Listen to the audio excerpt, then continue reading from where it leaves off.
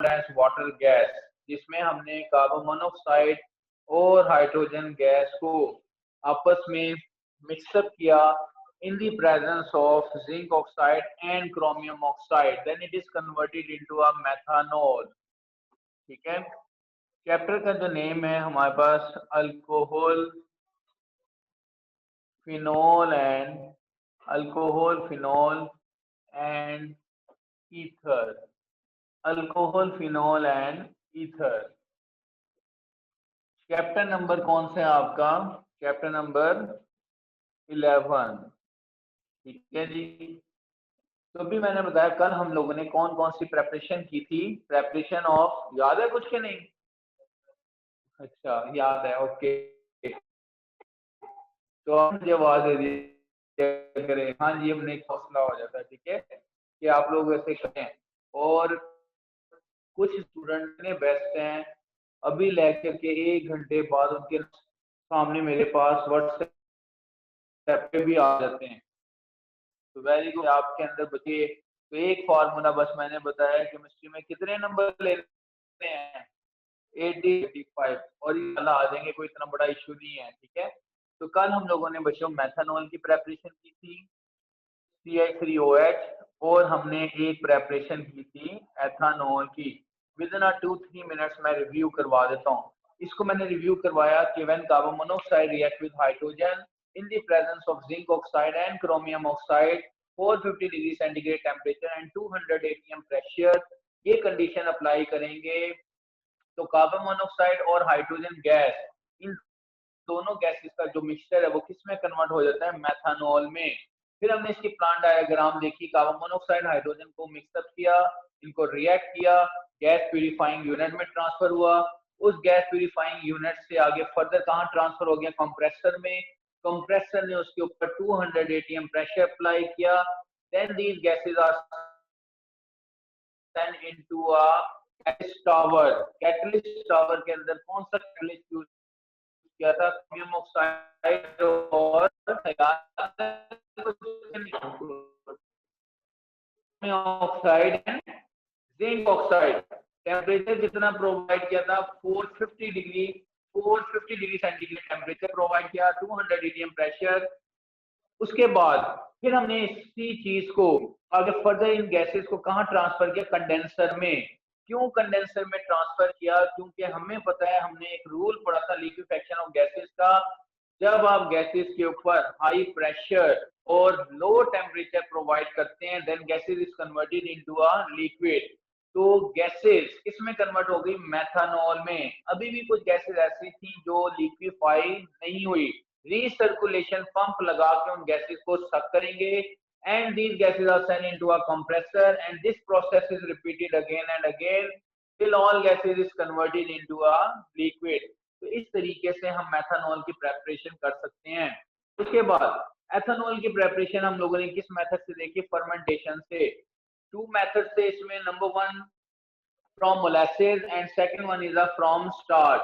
Molasses की जैसे आपने फर्मेंटेशन की इन द प्रेजेंस ऑफ इन्वर्टेज, ठीक है, तो मोलासेस होता क्या है? जूस ऑफ शुगर केन, उसका जो हम कहते हैं विस्कस मोर कंसंट्रेटेड सॉल्यूशन है, उसको जब आप क्रिस्टलाइज कर लेते हैं, दिस इज कॉल्ड मोलासेस। जी स्टूडेंट्स, हम लोग डिस्कस कर रहे थे मेथनॉल की प्रेपरेशन, हम लोगों ने डिस्कस की। उसके बाद हम लोग डिस्कस कर रहे थे preparation of ethanol from 2 methods. Number 1 हम लोगों ने जब भी डिस्कस किया कि एथेनॉल को हमने किससे प्रिपेयर किया था? From molasses. और जो नेक्स्ट है, हम लोग इसको स्टार्च से भी प्रिपेयर कर सकते हैं। मोलासेस के बारे में मैंने बताया, जूस ऑफ शुगर केन। जो जूस ऑफ शुगर केन है उसका जो मोर कंसंट्रेटेड सॉल्यूशन है, दिस इज कॉल्ड मोलासेस। जैसे हम मोलासेस की फर्मेंटेशन करते हैं in the presence of enzyme catalyst invertase, then it is converted into a glucose and fructose. याद है ना आपको? ग्लूकोज एंड फ्रुक्टोज में कन्वर्ट हुआ। ग्लूकोज के बच्चे अगेन फर्मेंटेशन करेंगे, तो देन एथेनॉल और साथ कौन सी गैस इवॉल्व हुई थी? Carbon dioxide. Same as it is जब आप स्टार्च की फर्मेंटेशन करते हैं, स्टार्च की पहले हम हाइड्रोलिसिस करते हैं। स्टार्च क्या होता है? पॉलीसेकेराइड। जैसे उसकी हाइड्रोलिसिस की तो वो माल्टोस में कन्वर्ट हुआ, सक्रोज भी जिसे कह सकते हैं, थर्ड कार्बन पे चेंजिंग हो जाती है। माल्टोस के आगे फर्दर एंड फर्मेंटेशन की, then it is converted into a 2 molecule of glucose. Glucose के आगे फर्दर फर्मेंटेशन करेंगे तो 2 मॉलिक्यूल ऑफ एथेनॉल एंड साथ किसमें कन्वर्ट हो जाएगा, carbon dioxide. During fermentation of alcohol, जो फर्मेंटेशन से जो अल्कोहल हम लोग हासिल करते हैं, कितने परसेंट प्योर होती है, 12 से 14% प्योर होती है। अब हम इसके आगे फर्दर क्या करते हैं, डिस्टिलेशन। जैसे इसकी डिस्टिलेशन करते जा रहे हैं, इसकी परसेंटेज ऑफ प्योरिटी इंक्रीज होती जा रही है। जब इसकी परसेंटेज ऑफ प्योरिटी 95% हो जाए, इस alcohol is called rectified spirit. उसे हमने क्या कहा था, रेक्टिफाइड स्पिरिट। अब इसकी आगे फर्दर परसेंटेज ऑफ प्योरिटी को इंक्रीज करने के लिए हम इसके अंदर डीमॉइस्चराइजिंग एजेंट ऐड करते हैं, जिसमें कैल्शियम ऑक्साइड था या पायरिडीन ऐड करते हैं, ताकि इनके अंदर भी अगर मॉइस्चर है तो वो उसको भी एब्जॉर्ब कर ले और अल्कोहल की परसेंटेज ऑफ प्योरिटी को हम और मजीद इंक्रीज कर दें। जब अल्कोहल की परसेंटेज ऑफ प्योरिटी 99.9% हो जाए, this alcohol is called absolute alcohol. इतनी बात समझ आ गई है। फिर हम लोगों ने इसके बाद एक शॉर्ट क्वेश्चन मैंने बताया कि इसेंशियल कंडीशन फॉर फर्मेंटेशन पूछी जा सकती है। 3 पॉइंट्स थे। नंबर 1, प्रॉपर एडिएशन, हवा का निजाम होना चाहिए। Dilution of a solution should be dilute. And third one is the absence of any preservative, कि उसमें किसी भी किस्म के प्रिजर्वेटिव को ऐड नहीं करना। फिर एक डेफिनेशन मैंने बताई, what is meant by optimum temperature, a temperature at which the activity of enzyme is maximum, this is called optimum temperature। और किस टेम्परेचर पे एंजाइम की एक्टिविटी मैक्सिमम होती है, आपको पता होगा 37 डिग्री सेंटीग्रेड जो टेम्परेचर है, इस टेम्परेचर को हम क्या कहते हैं, ऑप्टिमम टेम्परेचर। क्लियर। उसके बाद फिर स्टूडेंट हम लोगों ने एक फिर शॉर्ट डेफिनेशन पढ़ी, फिर हम लोगों ने एक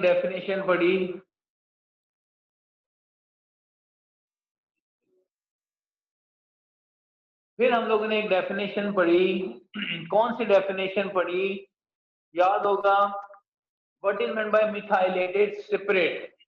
मिथाइलेटेड स्पिरिट है क्या, जिसे हम डीनेचरिंग ऑफ अल्कोहल भी कह सकते हैं। जब आप एथानॉल के अंदर 10% मेथनॉल के एडिशन करेंगे तो वो डीनेचर्ड हो जाएगी। इसको हम कहेंगे कि नॉन टॉक्सिक से किसमें कन्वर्ट हो जाएगी, टॉक्सिक हो जाएगी। तो वो उसकी नेचर चेंज हो जाएगी, and this is called denaturing of alcohol. और उससे जो नई कंपोजिशन बनेगी, this is called methylated spirit. क्या कहेंगे उसे, मिथाइलेटेड स्पिरिट। इतनी बात समझ आ गई है। तो ऑप्टिमम टेम्परेचर की वैसे रेंज होती है 25 से 35 डिग्री सेंटीग्रेड, लेकिन इस टेम्परेचर को मैंने क्या कहा है, ऑप्टिमम टेम्परेचर। अगर इससे ज्यादा टेम्परेचर हम कर देते हैं 38, 39 या 40, तो एंजाइम की एक्टिविटी क्या हो जाएगी, खत्म हो जाएगी। एंजाइम क्या हो जाएगा, इनएक्टिव हो जाएगा। इस टेम्परेचर पे एंजाइम की एक्टिविटी मैक्सिमम होती है, इससे आगे क्या, तो इनएक्टिव। या एक रेंज से अगर हमने बिलो किया तब भी वो क्या होगा, इनएक्टिव। तो 25 से 35 डिग्री सेंटीग्रेड पे वो एक्टिव होते हैं, लेकिन इस टेम्परेचर पे उसकी एक्टिविटी क्या होती है, मैक्सिमम। तभी इस टेम्परेचर को हम क्या कहते हैं, ऑप्टिमम टेम्परेचर। इसके बाद आज जो बच्चों हमारा नेक्स्ट टॉपिक है, physical properties of alcohol. Physical properties of alcohol में आप लोगों ने पढ़ा है कि अल्कोहल्स क्या हैं। अल्कोहल्स जो हैं हमारे पास, याद रखिएगा, हम कहते हैं कलरलेस है, ऑर्डरलेस लिक्विड है, स्वीट स्मेल और बर्निंग टेस्ट। बर्निंग टेस्ट का मतलब अब ये नहीं कि आप टेस्ट करके देखें कि बर्निंग हो रही है या नहीं हो रही, तो इसकी टेस्ट करके आपने इसको चेक नहीं करना। वैसे जो लिखा हुआ है इसमें बर्निंग टेस्ट, आपने इसी को एज्यूम कर लेना है। क्लियर होगी बात? जो लोअर अल्कोहल होते हैं is more soluble in water. Lower alcohol का मतलब जिसमें कार्बन की क्वांटिटी कम होती है, मेथनॉल, एथेनॉल, प्रोपानॉल, ब्यूटानॉल, पेंटानॉल। अगर मैं 2 अल्कोहल कहता हूं, आपके पास एक एथेनॉल है C2H5OH और एक है पेंटानॉल C5H11OH। ठीक है जी। तो इन दोनों में किस अल्कोहल की सॉलेबिलिटी ज्यादा होगी? जो लोअर अल्कोहल है, लोअर का मतलब जिसमें कार्बन की क्वांटिटी कम है, is more soluble in water. जैसे जैसे कार्बन की चेन लेंथ इंक्रीज होती जाएगी, सॉलेबिलिटी क्या होती जाएगी? डिक्रीज होती जाएगी। अब इससे रिलेटेड एक बड़ा इंपॉर्टेंट क्वेश्चन है, गौर से सुननी है आपने बात। मैंने लिखा एथेनॉल प्लस वाटर, अल्कोहल और water, can we prepare a saturated solution of alcohol and water? क्या अल्कोहल और वाटर का हम सैचुरेटेड सॉल्यूशन प्रिपेयर कर सकते हैं? हाँ जी, यस और नो? No, good. यानी हम कहते हैं कि we cannot prepare a saturated solution of alcohol and water. Alcohol और वाटर का हम सैचुरेटेड सॉल्यूशन प्रिपेयर नहीं कर सकते। उसकी रीजन क्या है? Because alcohol is soluble in water at all proportion. Alcohol water के अंदर हर प्रोपोर्शन में क्या होता है? सॉलेबल है। क्यों सॉलेबल है? Due to presence of hydrogen bonding. Hydrogen bonding की वजह से अल्कोहल वाटर के अंदर क्या है? सॉलेबल है। तो जिसकी वजह से हम कहते हैं कि we cannot prepare a saturated solution of alcohol and water. इतनी बात समझ आ गई आपको? उसके बाद रिएक्शन ऑफ अल्कोहल, अल्कोहल के बच्चों हम लोग आगे डिस्कस करेंगे। There are 2 different types of reaction of alcohol, जिसमें हम लोग देखते हैं रिएक्शंस ऑफ अल्कोहल। अल्कोहल के रिएक्शन की 2 टाइप्स हैं।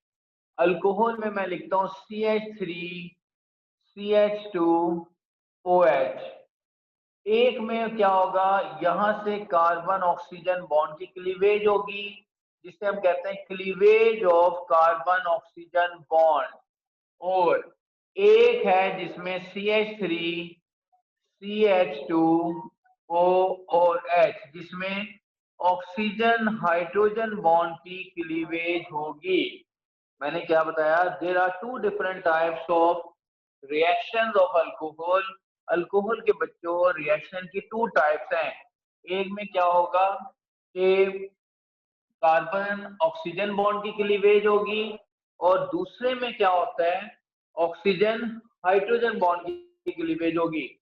सिंपल फॉर्म में हम इसको RCH2OH यूं भी लिख सकते हैं। एक बॉन्ड यहां से ब्रेक हुआ, जैसे यहां से बॉन्ड ब्रेक होगा तो RCH2 पॉजिटिव कार्बोकेटाइन बनेगा और साथ OH नेगेटिव। लेकिन ये रिएक्शन होगा कब?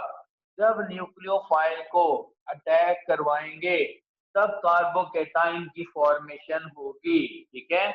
और इसमें इसका प्रायोरिटी ऑर्डर क्या होगा? Tertiary alcohol is more reactive then secondary alcohol than primary alcohol. तो प्रायोरिटी ऑर्डर इसमें बच्चों ये याद रखना है। ठीक है? उसके बाद सेकेंड जो टाइप है, मैंने सेकेंड टाइप में RCH2O और ये H। तो यहां से बॉन्ड, जैसे हम किसी भी इलेक्ट्रोफाइल को इसके ऊपर अटैक करवाएंगे, तो देन प्रोडक्ट में RCH2O negative plus H positive बनेगा। तो इसके अंदर इसकी प्रायोरिटी ऑर्डर का क्या हो जाएगा? रिवर्स हो जाएगा। इसमें tertiary more reactive, then secondary, then primary. इसमें methyl alcohol more reactive than primary, secondary और देन क्या आ जाएगा, टर्शरी आ जाएगा। इतनी बात समझ आ गई है। इसका मतलब हम लोगों ने बच्चों क्या पढ़ा, there are two different types of reactions of alcohol, जिसमें कार्बन ऑक्सीजन बॉन्ड की क्लीवेज होगी और दूसरे में किसकी होगी, ऑक्सीजन हाइड्रोजन बॉन्ड की क्लीवेज होगी। इतनी बात समझ आ गई है। अब हम लोग इसमें डिफरेंट एग्जांपल्स देखेंगे, जिसके अंदर पहले कार्बन ऑक्सीजन बॉन्ड की क्लीवेज होगी। ये मैं रेस कर रहा हूं, हाँ जी, जिसमें क्या होगी, कार्बन ऑक्सीजन बॉन्ड की क्लीवेज। हाँ जी, इसमें हम रिएक्शन लिखते हैं कार्बन ऑक्सीजन बॉन्ड की क्लीवेज। ये याद रखिएगा, क्लीवेज का मतलब भी क्या होता है, ब्रेक डाउन, किसी भी कंपाउंड को ब्रेक करना।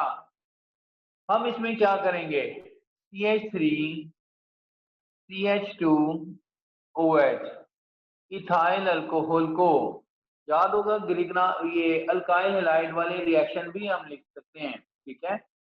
जैसे हम इथाइल अल्कोहल को सिंपल सा मैं HCl के साथ रिएक्ट करवा देता हूं इन दी प्रेजेंस ऑफ ZnCl2, ठीक है, इसके साथ रिएक्ट करवा रहा हूँ ZnCl2 के साथ। तो यहाँ से इथाइल, यहाँ से Cl क्या बन जाएगा बच्चों, इथाइल क्लोराइड बन जाएगा, और यहाँ से ये H और यहाँ से OH, H और OH मिलकर क्या बनाएगा, वाटर। इतनी बात समझ आ गई है। तो इसका मतलब क्लीवेज कार्बन ऑक्सीजन बॉन्ड की क्लीवेज हुई। उसके बाद सेकेंड रिएक्शन आप क्या लिख सकते हैं कि when ethyl alcohol CH3CH2OH is react with SOCl2। SOCl2 क्या चीज होती है, थायोनाइल क्लोराइड, जिसको हम S double bond O Cl, और यहाँ पे भी Cl लिख सकते हैं, this is called thionyl chloride. इस तरह लिख लें। अगर ऐसे नहीं लिखना आपने तो आप इसको इस तरह भी लिख सकते हैं SOCl2। जैसे हम इथाइल अल्कोहल को थायोनाइल क्लोराइड के साथ रिएक्ट करते हैं इन दी प्रेजेंस ऑफ पायरिडीन, खतरनाक कंपाउंड है, आगे याद याद रखना है आपने। इथाइल अल्कोहल को थायोनाइल क्लोराइड के साथ जैसे रिएक्ट करेंगे तो बच्चों प्रोडक्ट क्या बनेगा, CH3 CH2Cl प्लस SO, और ये ऑक्सीजन किसमें कन्वर्ट हो जाएगा,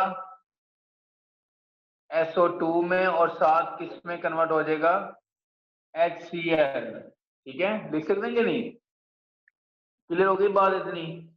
नेक्स्ट इसी तरह थर्ड जो रिएक्शन है, जैसे आप इथाइल अल्कोहल को CH3 CH2OH को अमोनिया के साथ रिएक्ट करेंगे NH2 लिख सकते हैं हम।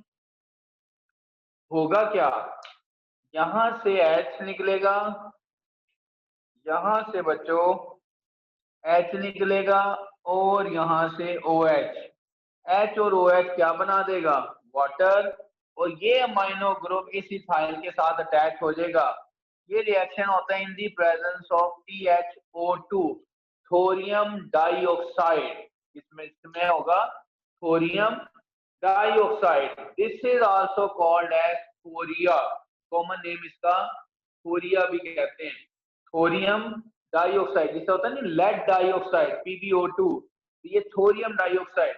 CO2 होता तो कार्बन डाइऑक्साइड, SO2 होता तो सल्फर डाइऑक्साइड, CH है तो थोरियम डाइऑक्साइड।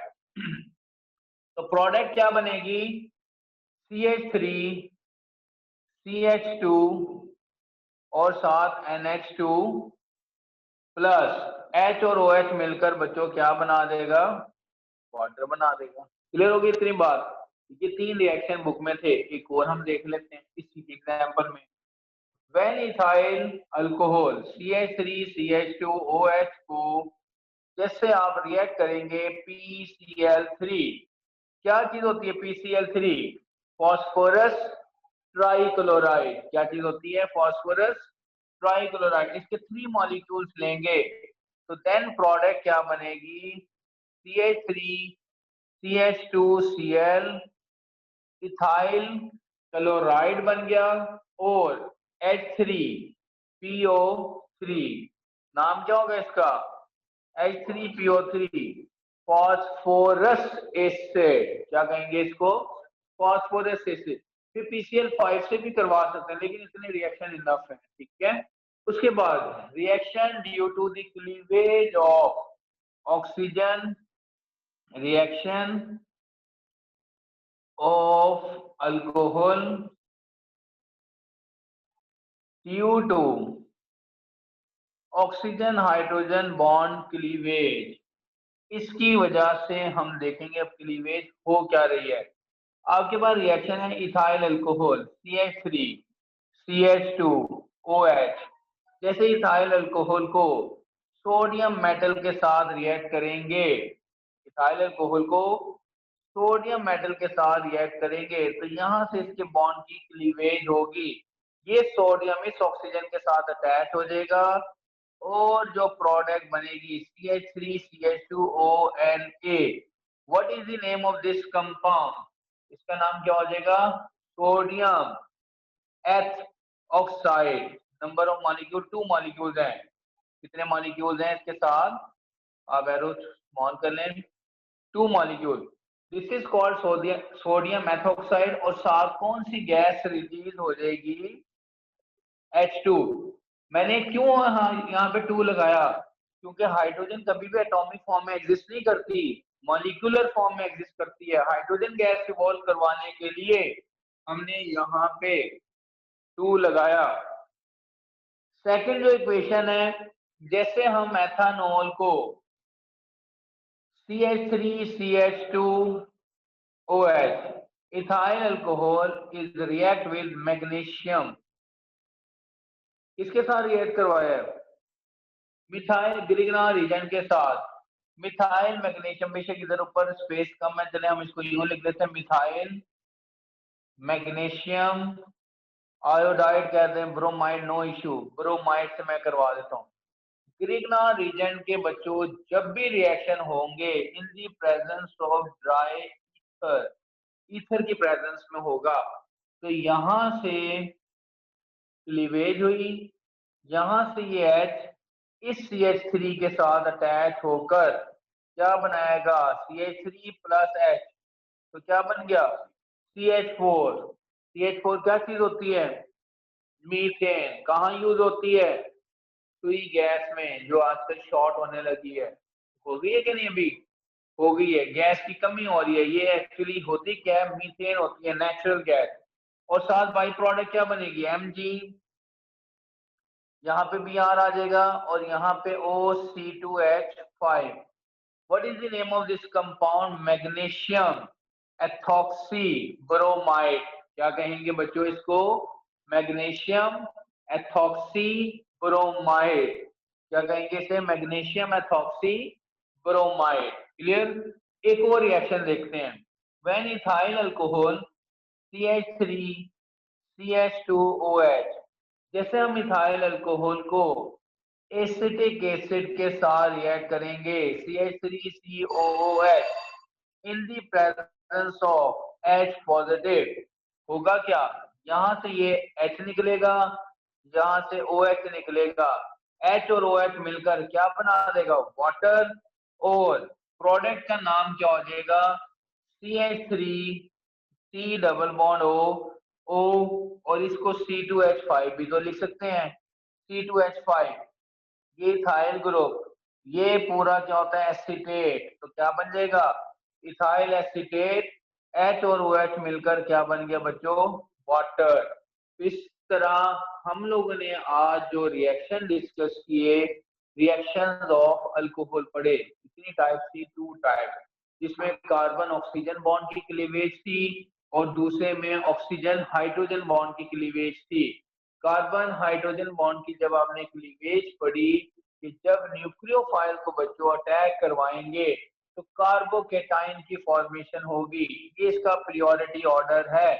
और जब इलेक्ट्रोफाइल को अटैक करवाते हैं तो नेगेटिव वाले आयन की फॉर्मेशन होगी और इसका प्रियोरिटी ऑर्डर क्या हो जाएगा, ऑपोजिट हो जाएगा।